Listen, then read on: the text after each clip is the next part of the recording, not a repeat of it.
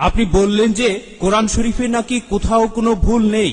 আমি কোরআনে 20টারও বেশি ভুল দেখতে পাচ্ছি, সেটা আরবি ব্যাকরণে। এখন তার কয়েকটা আমি আপনাকে বলছি। ইন্নাল্লাযীনা আমানু ওয়াল্লাযীনা হাদু ওয়াস-সাবিউন, এটা আছে সূরা বাকারায় আর সূরা হাজে। ইন্নাল্লাযীনা আমানু ওয়াল্লাযীনা হাদু ওয়াস-সাবিউন, এখানে কোনটা ঠিক, সাবিউন নাকি সাবিউন? 1 নম্বর। 2 নম্বর হলো কোরআনে আছে, হ্যাঁ, কিন্তু এছাড়াও আরো আছে। সূরা তাহার 63 নম্বর আয়াতে ইন্না হাজানি লিসাহিরান, ভুল, ইন্না হাজাইনি লিসাহিরান। এটার কি ব্যাখ্যা দেবেন? এছাড়াও আমি আরো অনেক ভুলের কথা জানি। এক্সকিউজ মি, আমরা শুধু প্রথম প্রশ্নটা গ্রহণ করব, সময়ের অভাবে দ্বিতীয় প্রশ্নটা গ্রহণ করতে ঠিক পারছি না। আছে, ঠিক আছে। ভাই, আপনি খুব সুন্দর একটা প্রশ্ন করেছেন। আমি আরেকটু সহযোগিতা করতে চাই যে হ্যাঁ, আপনি সবগুলো ব্যাকরণগত ভুলের কথাই বলেন। আর আপনার হাতের বইটা লিখেছেন আব্দুল ফাদি। আব্দুল ফাদি ঠিক, ইজ দ্য কোরআন ইনফেলেবল। আমিও দেখতে পাচ্ছি, হ্যাঁ আলহামদুলিল্লাহ, আমি ভালোই দেখতে পাই।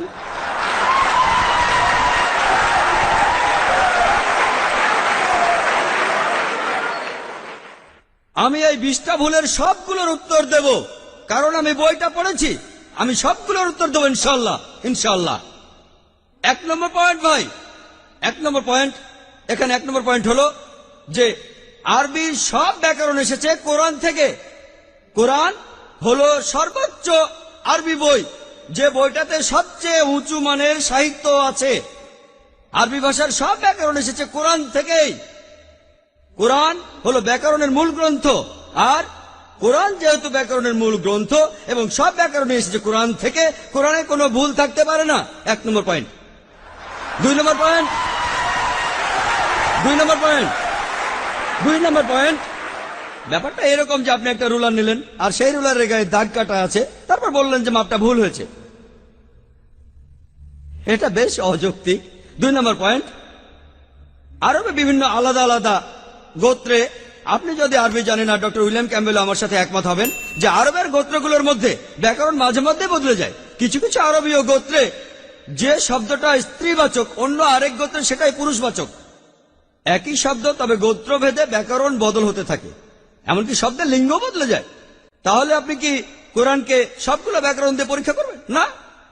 আর এছাড়াও কোরআনের ভাষা এত উঁচু মানের, এতই উঁচু মানের, এর কাছাকাছি কোনো সাহিত্য নেই। আর কোরআনের বিরুদ্ধে অনেক বই আছে, ইন্টারনেটে গেলে দেখবেন 12টা ব্যাকরণের ভুল, 21টা ব্যাকরণের ভুল, আব্দুল ফাদি 20টা ব্যাকরণের ভুল।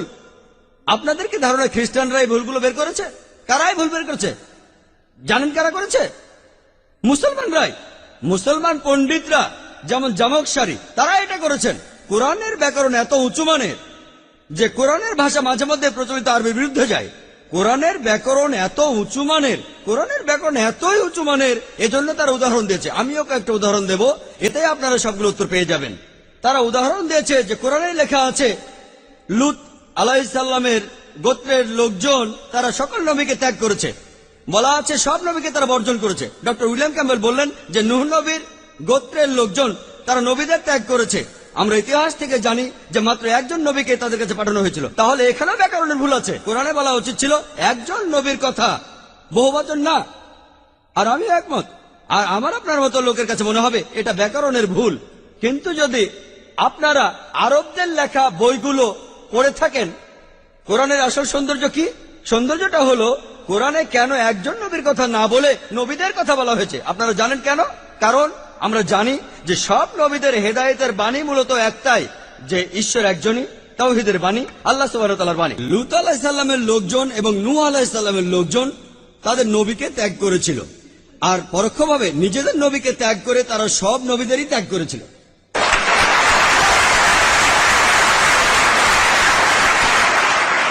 সৌন্দর্যটা দেখেন, ভাষার অলংকার দেখেন, আলহামদুলিল্লাহ।